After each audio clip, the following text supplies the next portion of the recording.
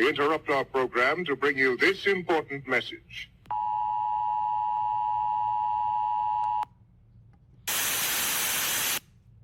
I'm back.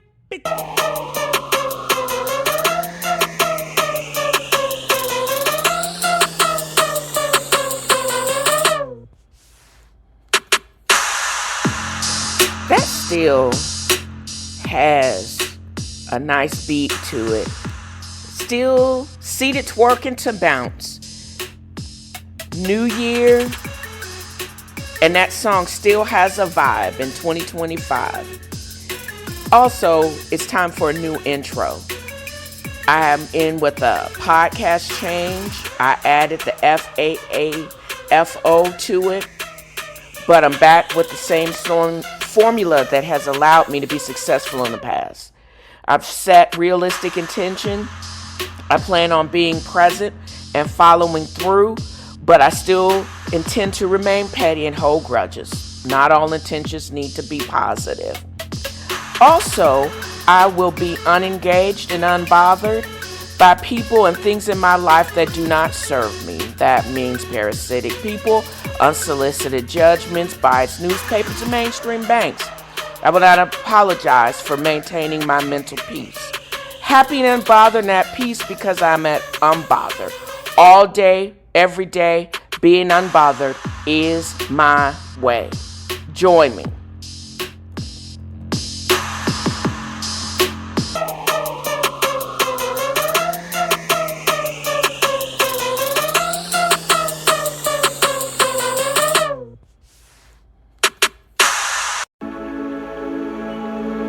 Petty affirmations. You will volunteer your time. You will contract physician work in locales where you're the only black or person of color for hundreds of miles. You will work twice as hard for less money, even though you're the best that they have ever seen. Why are you trying to play in our face, though? Ain't nobody got time for that. We have options. We're not trying to do that much work and work as hard. Most of us are gainfully employed. We're grateful, but we ain't stupid. Matter of fact, fuck your goofy ass MAGA voting parents and them kids. How about that? And get out of my face with that mess. To my homegirl Laquita J. Elmore, Najee. Lift every chair and swing till all them white folks scream. Thought y'all could run up on our black king. I'm glad the squad pulled up, dedicated to Nuck if you buck. May it resound loud as the rolling sea. Throw your hats high in the air until Unc comes with the chair. Swim the seas until our cousins come and they rescue me. Let this be a lesson to y'all. Remember the Montgomery Brawl, where white folks fucked around and they found out. I have realized several things. I listen to several other podcasts, and I get my snippets of pop culture from podcasters like Crystal and Kid Fury from The Read, the Carlos King, and also Dimitri L. Lucas. The most recent update from Demetrius I saw on her social media page that she's going back to Cape Town. She's headed back to South Africa. I do recall that one of conversations that stick out with my coworkers is one of my coworkers was very concerned that because of the recent shenanigans in DC, the crashing of the market, the extension of her need to be able to continue to work, and she didn't have any options to go anywhere. I'm like, girl, you haven't done Ancestry, you have options. And then I thought about it, and she's like, well, she furthered it without me prompting. It's like everybody hates Americans. And I'm like, girl, that's your story, not mine. I have options. And Blaxit is a thing. It's been a thing for years. It's been a thing since Marcus Garvey. It has been a thing in the most recent decade because we, as African Americans, Black Americans, have always been profiled. We got people running up on us. When you get arrested or pulled over, that is an incentive for them to kill you. Ask Rodney King, same thing happened several years later where he cried out for his mother. And Black Lives Matter, and all of the rollbacks that are happening as we speak. We see a run up on a government sanctioned, multiple years in the making, hoarder's paradise, because y'all want to rewrite history, because y'all figure if I mess with the Black folks and I try to erase slavery, because I don't want people to talk about it, because I don't want these same people to realize that an entire country and world economy was based on the back and of their sacrifice, because I don't want them to remember who they are and their contributions. I want them to humiliate themselves by performing at my inauguration, even though I don't give a screw butt about them. This president, I believe, is more hated among multiple communities for being a liar, and just because his weave is wrong. It's just all wrong. You didn't listen to all the drag queens before you basically got up on a world stage with that messed up weave. Boy, bye. And your orange Cheeto powdered self. But at the same time, Blaxit is still not an option for me for one reason. I'm very lazy. I don't feel like moving. I've gotten a location and a place where I actually feel comfortable with an extension of my services from Terminex and a great stockpile of Hot Shot and closing in the back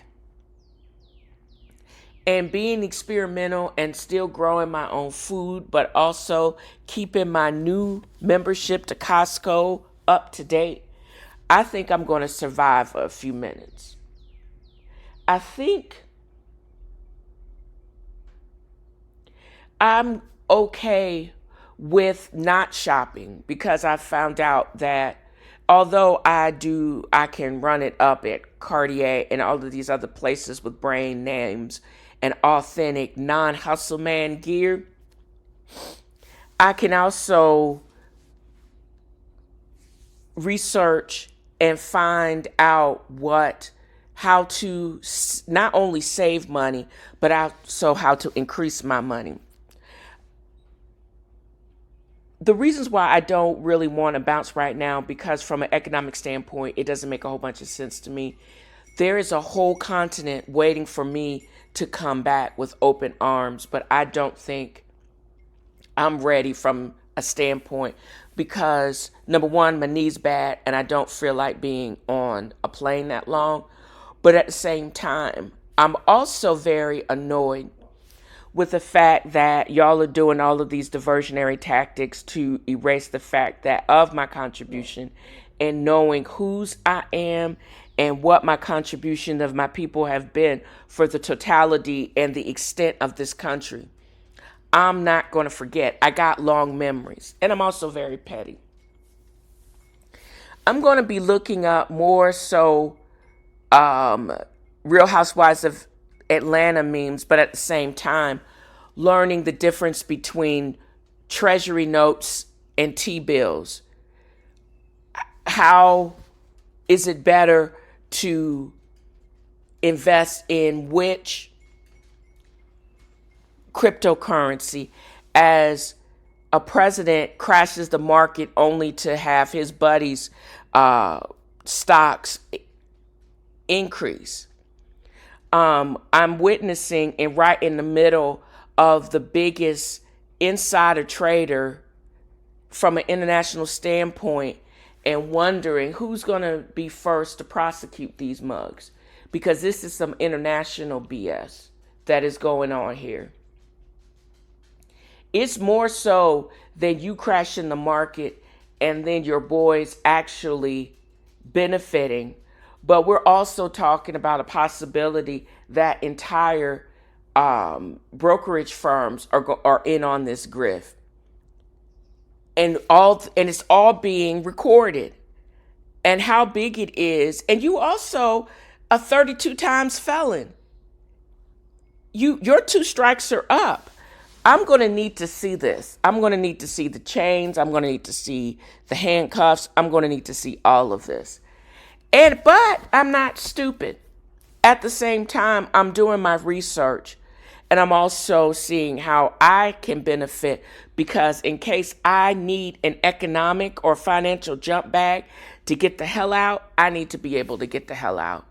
But there's also part of me that wants to get healthy enough to be able to enjoy the next iteration of my life. And I'm not even a Scorpio. I'm just a petty Virgo on some get back ish and some I told you so's. Because y'all are so stupid and dumb that y'all don't realize that y'all are in these go-go, because we saw this before. We saw this in the 80s. And that's why the go-go years right after Reaganomics, etc., they were made for the Ponzi schemers, Madoffs of the world, going on for a couple of decades. But they were bought down. How you bring down a whole government? And you can still be risk adverse, but there's sometimes that you actually just got to get the mentality of, yeah, I'm going to need to run your pockets a little bit, because you don't want to pay. It would be cheaper if you just paid reparations. It would be just cheaper if you basically made up for the pay discrepancies. It would be cheaper if you just basically didn't decrease my performance grading. Because what should have happened, I realized looking back, that every year since the change of the guard, my grading as for my performance bonus went down. And then my company poor mouth for so long because a different part of the extension, the business arm of the company, they didn't pay their bills. So that affected the degree of my bonus. So I had to come up with a way to actually buy something frivolous, but at the same time, use that bonus to basically ensure whether I get paid, if I'm still working here next year, whether I get paid my performance fully or not, I'm still going to get what I would have been expecting. Because you can't depend on anybody but yourself and look for signs and basically profit, just like most people from a legal standpoint, be able to profit for your next, to be able to finance your own chapter, to create your own legacy, and maybe leave something behind to your family. No, I'm not married. I don't have any kids at this time, but most of my benefits are going to be for my dog or whoever is going to be left to take care of her. There's some stuff I want to pay off. I'm sorry. I'm so sick of benefiting mortgage company and finance company for all of my RVs and extra automobiles. It's just, and it's disheartening that no one expects someone that looks like me to be able to benefit the same way, not knowing unto myself until I did the research, my own investment scheme or how it looks like a hedge fund. I got long and I got short positions. They're saying that these tariffs and a lot of these trade wars are basically torpedoing the value of the dollar. Crypto may just be where it is. So fine. I have a credit card. I can buy crypto with this card. Going to need to do some research and see which are the most stable and which have it in them to basically have the biggest gains. And guess what, y'all? A lot of these currencies are traded 24/7 because they're not traded on the same platforms as the conventional NYC, etc.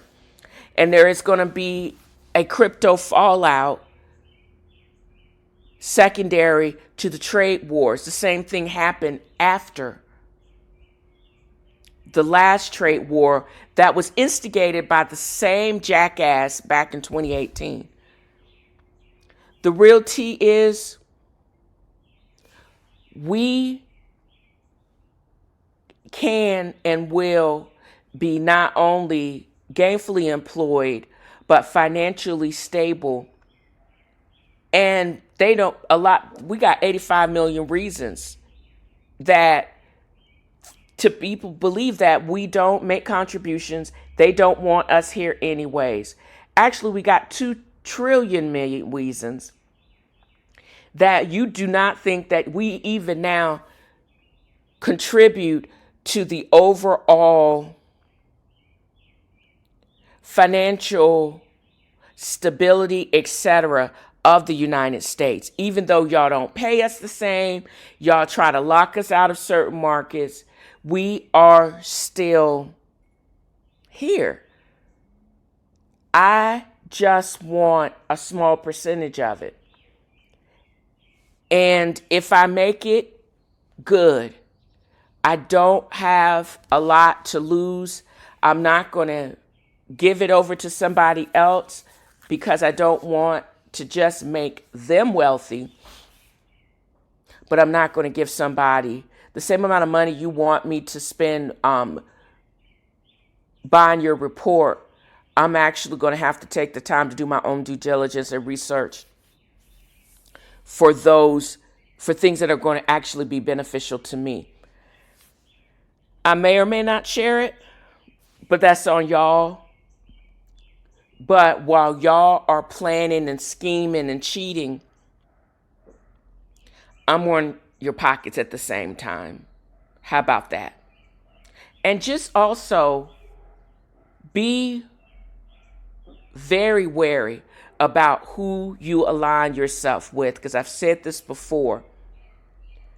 You sell your soul to demons and then get up wondering why.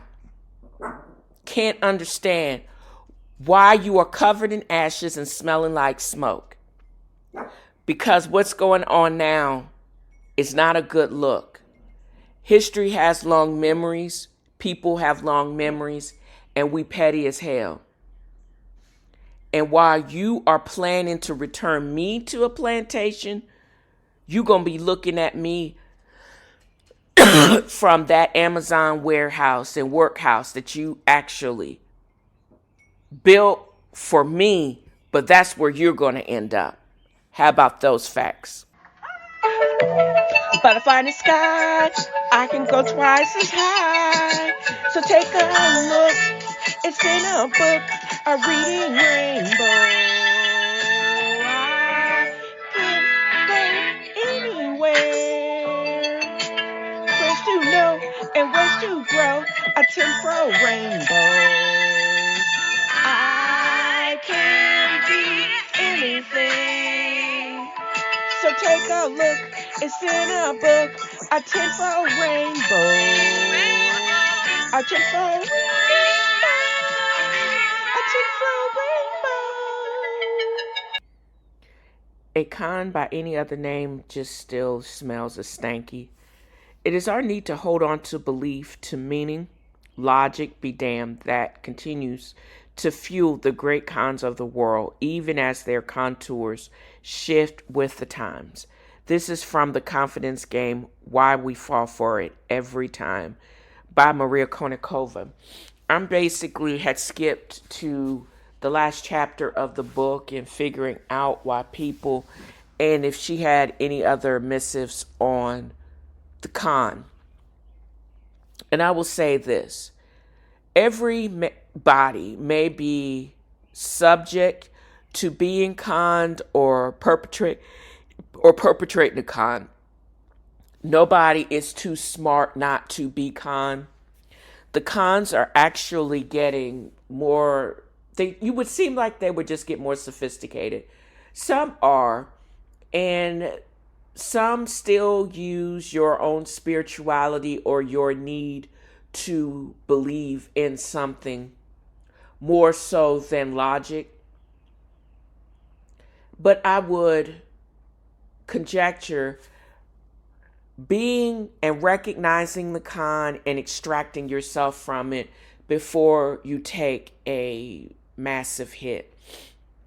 I say that all the time as I complete this last course, because I decided back after I became a PI, or got my license to become a PI back in the summer of 2024, and then I elected to find a school where I could have full online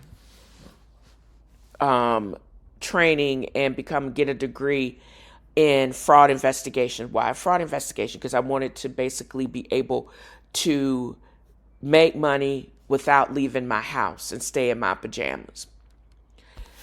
Being a PI is great. Doing skip tracing would be fascinating, but at the same time, having to truly leave my house and sneak around and record people, I ain't trying to do that. But I'm also trying to basically tattletale on a whole bunch of people and basically be paid on a percentage of a recovery of how much they stole from somebody. Again, all about running some motherfuckers' pockets and telling on people that do wrong and think they're going to try to get away with it, because at the bottom line, most crooks are at their baseline and very stupid.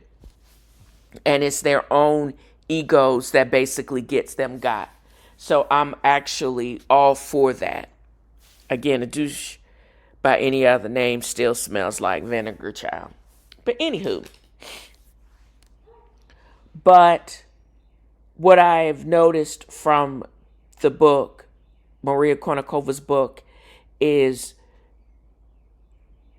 people or cons, grifters, will use your own faith, your own circumstance against you to be able to run it up. And they'll continue to run it up. They'll continue the lie in the face of facts just because they can. There always is one person, maybe two, willing to support somebody that has basically said, I'm a liar, I'm on this con, come with me, let us all con together. And that's what I think in this collective sociopathy is going now. And as long as we are human and have free choice and free will, there are going to always be any of us falling for the con, unfortunately. And that's the bottom line from this book. Don't think you yourself is above the con, because you will get got. You just have to know when to extract yourself from that, is the bottom line from this book. I'm going to continue not only to read other books like this, but other articles, and also watch one of my favorite shows, American Greed, to figure out the details of cons, the extent that people go to rip off somebody else instead of exerting the same amount of energy to get it legally. It never ceases to fail me I just am astonished how many people and how long some of these plans are. And most of them are simple. It has always been a scheme or a confidence game from the beginning. But there's so many people. You're only limited in a con to how many people you can con or convince. Get it? Convince. To give you money and everything you got, because the con does not care if you have cancer, if you are sick, if your wife just died. They don't care. They only are interested in their own needs and how fast they can get you to do that transfer. They are just interested on how long they can keep the grift going. The consequences, although it goes up exponentially, and once it becomes federal, and the likelihood you are not going to get any time if you don't go to trial, yeah, cop that plea, keep it pushing. You got caught and you're going to get got.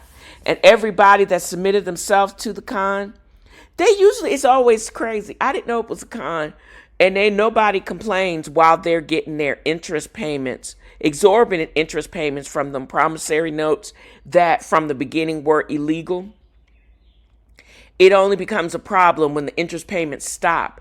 Not only because there is a possibility that not only do you lose all of your original investment, but you also lose those illegal interest payments because they were also a part of the con. It's getting got twice. It sucks. Now, and you get got with interest. How crazy and cruel is that? But because I'm on some get back, I told you so-ish. If it sounds too good to be true, yeah, it is true. It sounds too good to be true.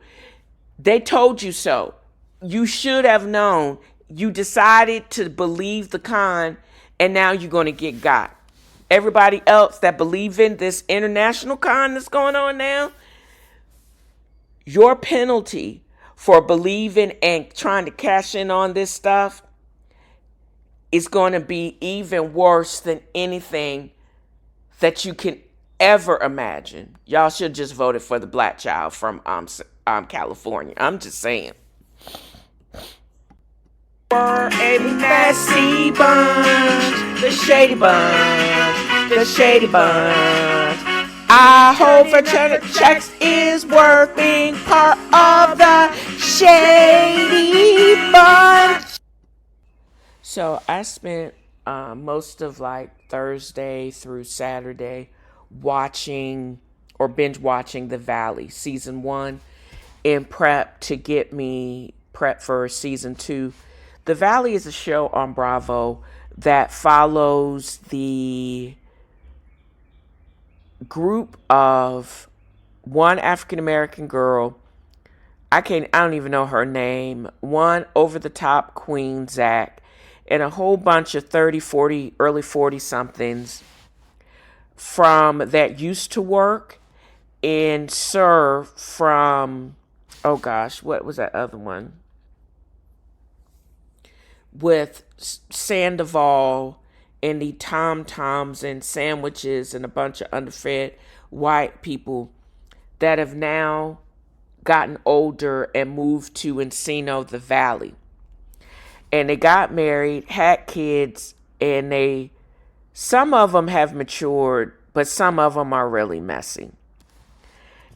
This is another show that I realized that girls and guys can be douchey. But in fact, all of the guys on this show, even the nice mixed dude and Kirsten and Janet and the gay one, are all douches. I can smell the vinegar through the screen. And the douchiest, Jesse, he had to get blazed up on ayahuasca to kick the knowledge. Ayahuasca seems to cause a dissociative state that allowed him to look in on himself to realize just how douchey he was, and he still got separated from his wife. The actor Danny is lying to himself, and it doesn't make a good marriage. It just seems a lot of his scenes with his former Miss USA wife of 2014 just seems kind of performative. It didn't really get real until he admitted, or she admitted, how he wasn't listening to her, and when he got really, really, really drunk, how he showed his behind. And the king douche, Jax, who did work at Sir, okay, what is that show called? I can't even remember. He basically played his wife, didn't admit to her that he was really being douchey to her, being verbally abusive and dismissive and a drunk, that he tried to gaslight into her into believing. And he wanted to get rid of his hard drinking, running around ways. And he felt that he could do and treat her any way she wanted to, and they were supposed to be cool. But she seemed to have wised up, grew a backbone, and then decided that this was not the way, and she moved out. And I don't know if they've actually filed for divorce or are legally separated, but she's tired of his douchiness too. And low-key, she seems to be kind of a douche also. I'm just saying, y'all. So I'm glad I got to watch, and I have a very cursory understanding of the shallowness of this group of people. And it basically, I want to say it premieres either Monday or Tuesday night. If I don't watch it in its entirety on just YouTube, then I'm going to watch it on Peacock, because this show is a trip. And I'm going to need to see how it plays out, and how, because being this level of douchiness at y'all's age is not sustainable, and it's not a good look. As I sit here this wonderful Sunday afternoon, well, evening now, trying to get this podcast recorded and edited before I go to bed. It'll post tomorrow before I go to bed. But I am rewatching not only my favorite show, I watched to the end RuPaul's Drag Race, but now I'm rewatching. Oh my God, I can't believe this is before Kenya was rehabbing her home, and they rolled past Sheree's house, and this is like Real Housewives gold. And it's right on time, because this is like season 8. And this is wild because I just watched the latest episode with Carlos King and reality with the King. And he had guests on his show, Cynthia Bailey and Crystal Minkoff. I can't even remember her middle name, Kung. But I did not realize that I can listen to Cynthia all day. Number one, she is absolutely gorgeous. Cynthia Bailey is almost 60 years old, and she's still slaying. She's given hair, she's given face, and she got these quips, and I don't think she realized. They mentioned something about banana in the tailpipe, and she changed it from that is a quip from Beverly Hills Cop, and she changed it to Peach in the Tailpipe. And Carlo and his crazy laugh. She has a lot going on. She actually has this show, former reality stars. She's also on Humble Brag with Crystal, and she is just doing everything. And I did not realize that the cast photo, she's not on there. And the reason why she's not on there is because just like she was on Real Housewives of Beverly Hills, a friend of the show, she is also just a friend of on this current season of Real Housewives of Atlanta. She says she's like to pop in, pop out, because she has so much other stuff going on. She's like an OG, but she's not required to be there and tape those grueling hours. It's so much different when she actually was a full-time peach holder.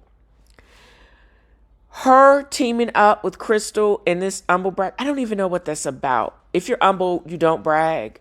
But I think Carlos was right. Crystal Minkoff came ready to read Carlos, and her little comebacks and the way it just seems like I was listening to the podcast, and I can only imagine her facial expressions because she came on ready to be shady and defend herself, and it was indefensible. Carlos all he basically said was he didn't know her. She was giving us nothing. And evidently, she has a multi-million-dollar company, like water company, that she couldn't talk about on the show. And she said she could not reveal her real self for whatever reason. And then when she did reveal herself, she came off as a rich bitch that is still unrelatable to me. It made her being with Cynthia made me like her even less. I didn't know her before. Now that I know her, I still don't like her. Just saying. I didn't. And I don't think Carlos was trying to be nice and say she basically needs to come back to the show. No, she don't. She's not built to be a housewife, because if you can't reveal the vast part of yourself, that does not make a housewife. That is not what a housewife makes. She never felt or never figured out how to be her real self. Even, what's her name? Sutton and her delusional self. We got glimpses of it, but if she tries to self-produce like she did in this segment, I don't need to see that. We got enough of that with the Kyles and the rest of them. I don't need to see any of that. One of the other things that I went back and watched based on just mostly at the suggestion of Cynthia Bailey, she had mentioned Real Housewives of like season 6 after Kenya and Portia had come on, how they at times just forgot that the cameras were there, and all the mess that was going on season 6, because that's also the same season at the reunion that Portia literally dragged Kenya. That's when we realized that season 6 reunion, that either that was all her real natural hair or her weave was sewn in and glued down, because Portia literally dragged her across the reunion stage.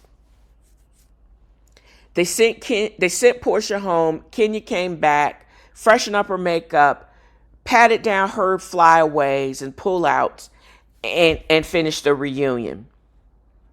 But y'all realize that, number one, Portia was not allowed to finish the reunion, and she went from full-time peach holder to friend of the entire season 7. So why are y'all tripping that Kenya is getting sat down? They didn't say that she's not going to come back to the reunion. They didn't say that she's not coming back in some capacity next year. They just didn't continue to film with her this year because this nonsense happened way on before the season actually had finished being filmed. And it is literally her fault. It is obvious that Britt Eady overreacted and basically played some card that she really wasn't about that life, and she dialed it back. And it was also overreacting by Kenya. I don't know what led up to it, or that she really wanted to have a break and didn't want to have to succumb to the strictures of recording and being held to that when she had so much other stuff going on and she just snapped. I don't know. But she was, I think, was properly punished because even though she didn't really drag her like Portia dragged her in season 6 reunion, what she did was unbecoming. And it wasn't to the level truly of revenge porn, because I actually looked that up. Revenge porn is where without your consent, you basically publish someone's in the sexual act to get back to them, to seek some type of revenge. However, if that was part of some tape that was already online that the private investigators found, the PIs found, which is kind of wild because I'm a PI. But anyways, that they found, or was some part of some OnlyFans or something else that she was in some type of compromising position that she made that was truly available for the general public, even though she didn't consent to it being shown, the stills being shown at Kenya's grand opening. She did consent for those images to be readily available because they were found online. Just saying. And us as the entire audience of viewers, we didn't see it because they blurred it all out. But I guess you go on that level of get back is not becoming. Dragging somebody's also not becoming. And you will get that way, the way the production company and network had to sit Kenya down, because she did not deserve that. Her retweeting some type of snarky stuff by Nene and basically going on is not consistent with bad mouthing the show, and she's not suing the network. And she basically has gone away and hasn't said a whole bunch of anything. She's wished the cast well. And Kenya, I think she's taken full ownership of what she did incorrectly. But she also knows what side of the bread butter is coming on. She does not want to burn down that bridge because she wants to come back in some capacity. Come back as a friend of, and if she still has the wind or the story, then come back as a full-time peach holder. Or she may see some benefit of being just a friend of kind of consultant, and she doesn't have to really come back in same full-time capacity with all of those commitments, because she has so much other more lucrative things to do.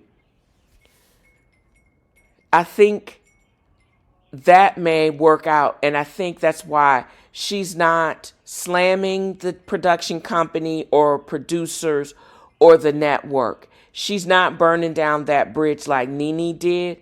Kenya, even though what she did to Britt was really stupid, she's also calculated and smart enough not to completely burn down and build, not keeping the options open as coming back to the show.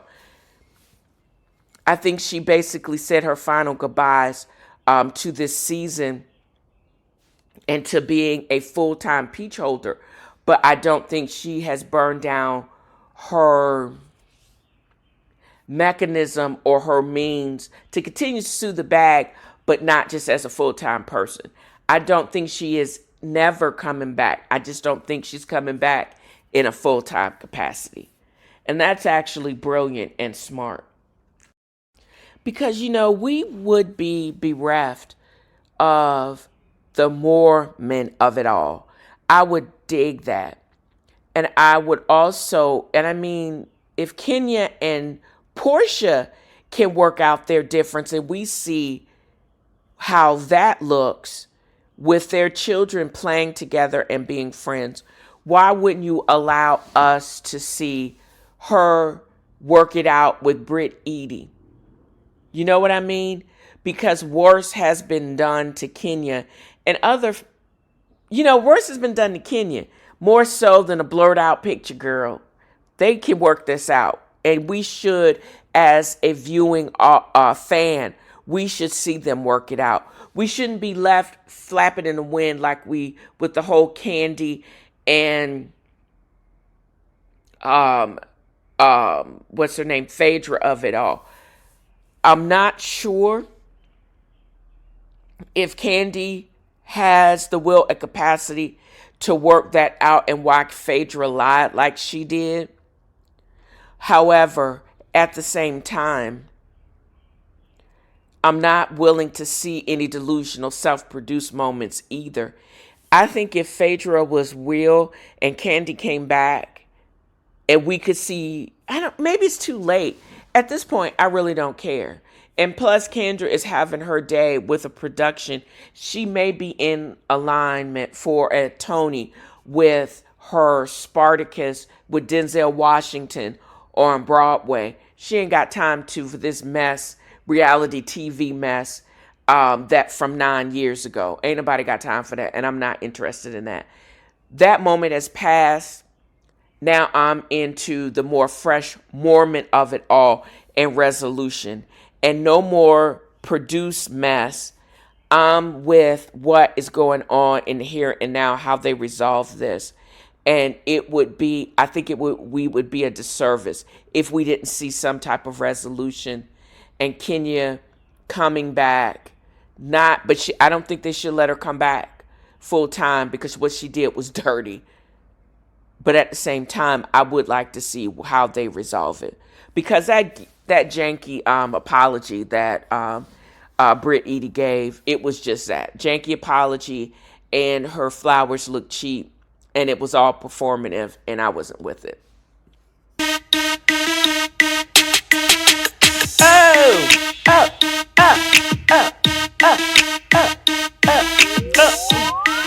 You can take the girl out of the hood, but you can't take hood music out the girl.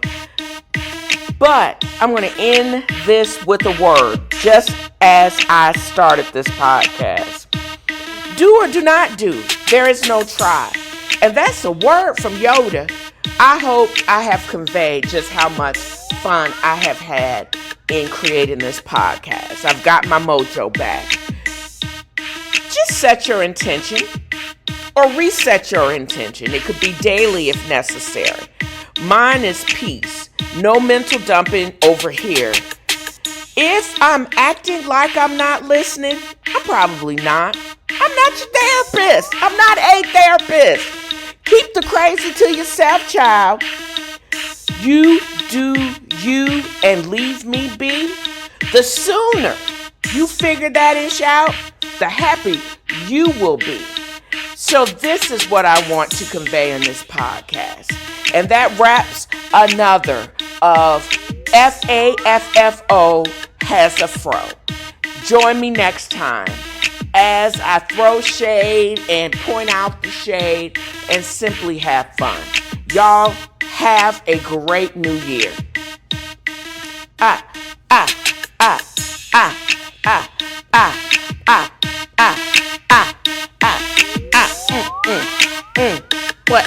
What, y'all? What?